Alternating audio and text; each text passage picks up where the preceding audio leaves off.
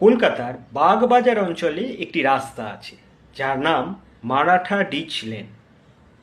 প্রশ্ন উঠতে পারে, মারাঠা ডিচ লেন কলকাতায় কেন?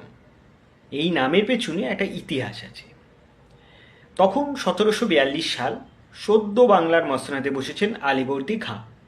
কলকাতায় তখন ইস্ট ইন্ডিয়া কোম্পানির শাসন।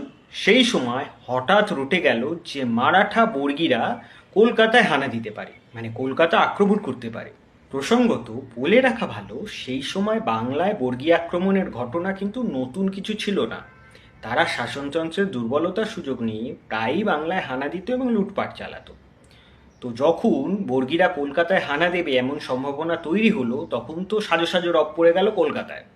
ইস্ট ইন্ডিয়া কোম্পানি তখন ঠিক করলো যে বর্গীদের প্রতিরোধ করতে হবে। তারা প্রথমেই তাদের যা সেনা ছিল এবং জাহাজ ছিল সেগুলোকে একত্র করলো, কিন্তু সেগুলো দিয়ে যে বর্গীদের ঠেকানো যাবে সেটা তাদেরই মনে হচ্ছিল না, তো বাকিদের কি মনে হবে? তখন কি করা যায়? তখন প্ল্যান করা হলো যে একটা খাদ কাটা হবে। বাগবাজার থেকে জানবাজার হয়ে বেগবাগান পর্যন্ত একটা খাদ কেটে বর্গী আক্রমণ ঠেকানোর চেষ্টা করা হবে। সেইভাবেই খাদ কাটার কাজ শুরু হলো। খাদ কাটার কাজ প্রায় শেষই হয়ে এসেছিল, কিন্তু শেষ হওয়ার আগেই বর্গী আক্রমণের সম্ভাবনা চলে যাওয়ায় আর খাদ কাটার কাজ শেষ করা হয়নি। সেই খাদটি পরিচিত হলো মারাঠা ডিচ নামে। তারপরে অবশ্যই খাদটি বুঝিয়ে দেওয়া হয়েছিল। অনেক দিন হয়ে গেছে সেই খাদটি বুঝিয়ে দেওয়া হয়েছে, কিন্তু নামটা থেকেই গেছে।